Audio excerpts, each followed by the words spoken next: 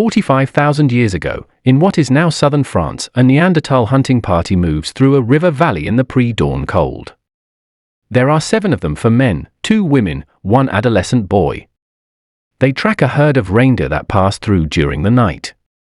The lead hunter, a stocky male in his 30s with a pronounced brow ridge and barrel chest, reads the ground like text. Hoof prints. Fresh droppings still steaming in the frost. He signals with his hand the herd is close, maybe 200 meters ahead where the valley narrows. These people do not speak the way we do. Their language is simpler, more concrete, but it works. They have words for now, danger, meat, child. They plan. They coordinate. They've hunted together for years, and they move with the efficiency of soldiers who've patrolled the same ground 100 times. The boy stays back with one of the women. He's maybe 13, not yet strong enough for the kill. His job is to watch, to learn, to be ready to help butcher if the hunt succeeds. The woman beside him is his mother. She carries a stone-tipped spear and scans the tree line constantly. There are cave lions in this valley. Cave bears. Hyenas that hunt in packs large enough to kill humans. The hunters spread out. Not consciously tactical in our modern sense, but effective nonetheless. They've done this 1,000 times. They know that reindeer panic and scatter. You need people on the flanks to turn them, to channel them toward the kill zone. The lead hunter moves forward, low and deliberate. 60 meters. 50.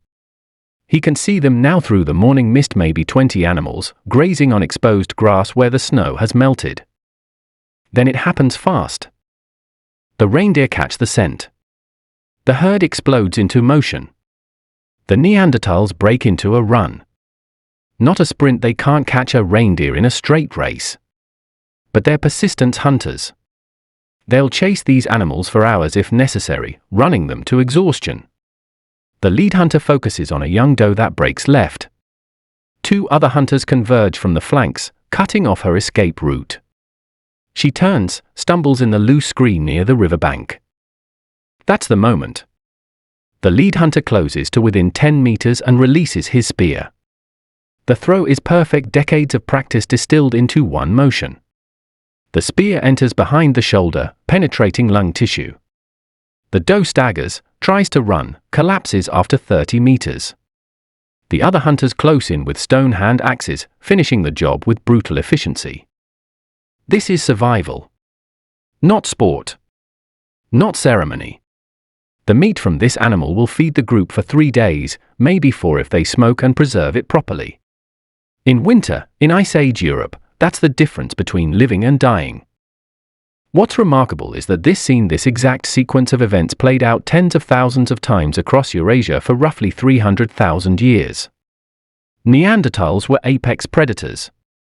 They dominated Europe and Western Asia during periods when the climate would have killed modern humans within weeks. They survived ice ages that buried entire continents under glacier. They hunted woolly mammoths with wooden spears. They raised children in conditions that would break trained soldiers. And then, around 39,000 years ago, they vanished. The first Neanderthal bones were discovered in 1856 in Germany's Neanderthal Valley. Quarry workers found a skullcap and several skeletal fragments in a limestone cave. They looked human, but wrong. The skull was thick-boned, with massive brow ridges. The limb bones were short and extraordinarily robust. Scientists argued for decades about what these remains represented. Some thought they were diseased humans. Others suggested they were ancient, pre-human ancestors. Both were incorrect. What they'd found was Homo neanderthalensis, a separate species of human that had evolved in Europe while our ancestors, Homo sapiens, were still in Africa. We now know that Neanderthals split from our lineage roughly 600,000 years ago. While early Homo sapiens developed in Africa's savannas, Neanderthals adapted to Europe's harsh, glacial environments. The result was a body built for cold weather and extreme physical stress. They were shorter than modern humans. Males averaged about 5'5" but massively built. Their bones show muscle attachment points that indicate strength levels comparable to modern Olympic weightlifters. CT scans of Neanderthal skeletons reveal bone density measurements far exceeding anything seen in contemporary human populations. This wasn't just genetics. It was lifestyle. Neanderthal bones show patterns of trauma consistent with close-quarters combat with large animals. Broken ribs, fractured skulls, crushed hand bones. The injury profiles match those of modern rodeo riders, people who regularly get thrown around by animals weighing hundreds of kilograms. They hunted with thrusting spears, not throwing spears. This meant closing to within meters of a mammoth or woolly rhino and stabbing it repeatedly until it bled out. The mortality rate must have been catastrophic. Skeletal evidence suggests that many Neanderthals died violently before age 30. Yet they persisted. They raised children. They cared for injured and elderly group members. Multiple Neanderthal skeletons show evidence of severe injuries that healed, implying that the group kept feeding and protecting individuals who could no longer hunt. This is compassion. Not in an abstract, philosophical sense, but in the most practical terms, allocating scarce resources to members who provide no immediate return. It costs a hunting group to feed someone who can't contribute. They did it anyway. Around 60,000 years ago, the first Homo sapiens began migrating out of Africa. They moved through the Middle East, into Asia, and eventually into Europe. This is where the story becomes complicated, because for roughly 20,000 years, Neanderthals and modern humans coexisted. Recent genetic evidence has fundamentally changed our understanding of this period. When scientists first sequenced the Neanderthal genome in 2010, they made a startling discovery: modern humans of non-African descent carry Neanderthal DNA. Between 1 and 4% of the genome of anyone with European or Asian ancestry is Neanderthal. This means interbreeding occurred. Not as isolated incidents, but repeatedly, over thousands of years. Neanderthals and Homo sapiens produced fertile offspring who survived, reproduced, and passed on genetic material that persists in billions of people today. But coexistence was not peaceful. Archaeological sites from this period show patterns consistent with violent competition for resources. In some caves, you find Neanderthal artifacts in the lower layers, then a gap, then modern human artifacts in the upper layers. The Neanderthals didn't move out voluntarily. They were displaced. The question is why? Neanderthals were stronger, better adapted to cold climates, and had successfully survived in Europe for 300,000 years. Modern humans were newcomers, less robust, less familiar with the terrain. Yet modern humans won. The answer appears to be technology and social organization. Modern humans developed more sophisticated tools, lighter, more efficient spears with composite hafting. They invented the atlatl, a spear thrower that increased range and impact force. They created bone needles, allowing them to sew fitted clothing that provided better insulation than Neanderthal hide wraps. They domesticated dogs, gaining hunting partners and early warning systems against predators. But the critical advantage was social. Modern humans formed larger groups, bands of 50 to 150 individuals connected through trade networks spanning hundreds of kilometers. Neanderthals lived in smaller, more isolated groups.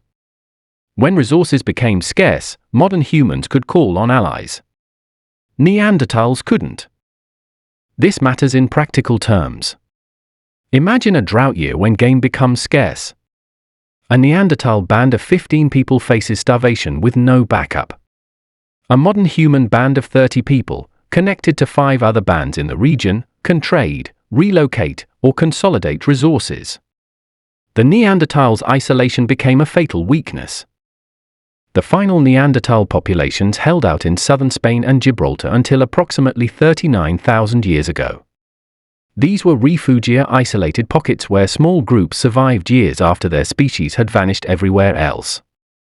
Excavations at Gorham's Cave in Gibraltar have revealed Neanderthal artifacts dated to this terminal period. The tools are cruder than earlier examples. The raw materials are lower quality. The game remains show a shift from large animals to rabbits and tortoises, prey of desperation, not choice. This is what demographic collapse looks like in the archaeological record. A population stressed beyond recovery, making do with whatever resources remain, slowly bleeding out over generations. The last Neanderthals in Gibraltar weren't wiped out in some dramatic final battle. They died the way isolated populations always die, through inbreeding, resource depletion, and the accumulated weight of everything going slightly wrong, all the time, with no margin for error.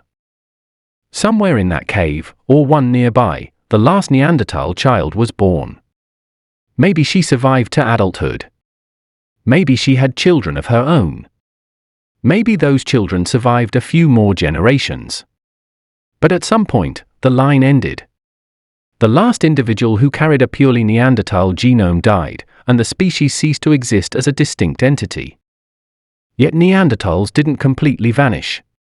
The genetic legacy persists in modern populations.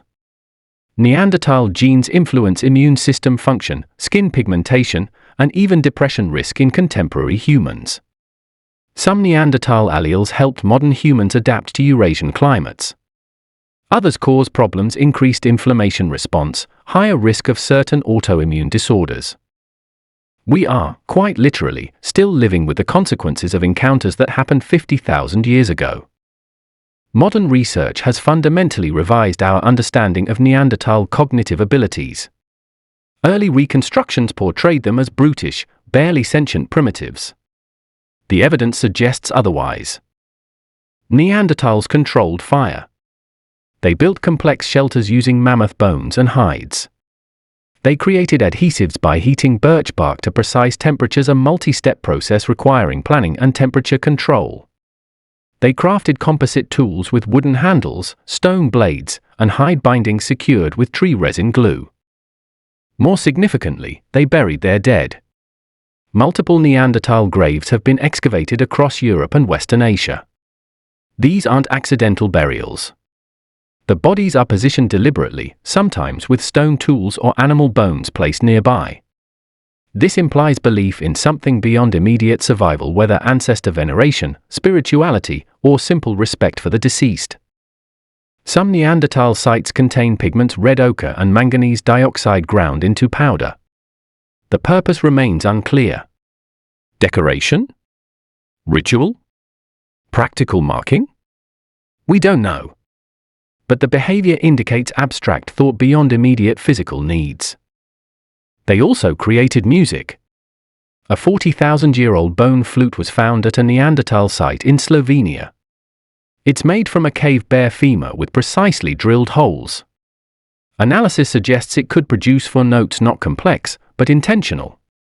Someone sat down, selected this bone, carefully created holes at specific intervals, and made an instrument capable of producing sound for purposes other than communication or warning. This is art. Or proto-art. Or something functionally equivalent.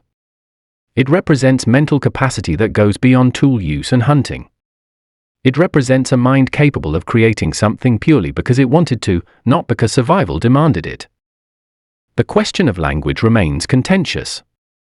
Neanderthals had the FOXP2 gene, which in modern humans is associated with speech production. Their hyoid bone, a small bone in the throat that anchors tongue muscles, is shaped similarly to ours. Anatomically, they could probably produce complex vocalizations. But anatomy isn't evidence of actual language use. Some researchers argue Neanderthal communication was primarily gestural, supplemented by simple vocalizations. Others contend they had full linguistic capability comparable to modern humans. The truth likely falls somewhere between these extremes. What's certain is that Neanderthals communicated effectively enough to coordinate complex group activities. They planned ambush hunts. They transported raw materials over long distances, good quality flint from sources sometimes 50 kilometers from the sites where it was worked. This requires communication about past events, future intentions, and distant locations. Whether this constituted language as we define it remains an open question. The final picture that emerges is of a species remarkably similar to us in many ways, yet distinct enough to ultimately fail where we succeeded. Neanderthals were intelligent, adaptive, and resilient. They survived multiple glacial cycles. They raised children in conditions that would kill modern humans. They cared for their injured and elderly. They created art and music. They had culture. But they lived in small groups. They innovated slowly. Their technology remained relatively static over hundreds of thousands of years, functional, but not evolving at the pace modern human technology did. When conditions changed and resources became scarce, they lacked the social networks and innovative capacity to adapt quickly enough. The final Neanderthal populations died out not because they were inferior, but because they were slightly less suited to the specific conditions that prevailed at the end of the last ice age. In a different world, with different selection pressures, Neanderthals might have persisted and modern humans might have vanished. Evolution doesn't favor the best. It favors the best adapted to current conditions. 40,000 years ago, those conditions favored larger social groups, faster innovation, and wider trade networks. Neanderthals had 300,000 years of successful adaptation behind them. It wasn't enough. We won by the thinnest of margins, and we carried Neanderthal genes into the future. Every person of non-African descent is, in small but measurable ways, part Neanderthal. We didn't just replace them. We absorbed them, took what worked, and moved forward. The Neanderthal Odyssey ended in extinction, but the species didn't entirely die. It changed. It blended. It became part of something new. The last pure Neanderthal died 40,000 years ago. But Neanderthal DNA replicates in billions of living humans every day. That's not immortality. But it's not complete extinction either. It's something stranger, a ghost species, gone but not entirely absent, visible only in fragments of genetic code scattered across the modern human genome like shrapnel from a war that ended before recorded history began.